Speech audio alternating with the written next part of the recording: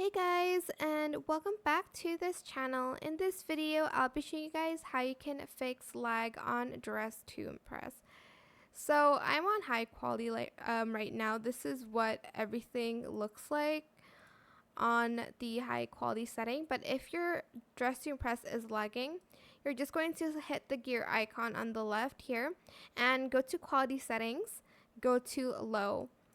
And it should be less laggy. If you want, you can go for the default one. It should look a little bit better, but just go to the low setting.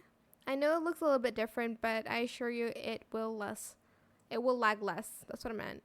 That is it for this video. I hope it was helpful for you guys. Don't forget to like, comment, share, and also subscribe to this channel if you haven't done that already. If you have any more questions about this video, just leave it in the comment section down below.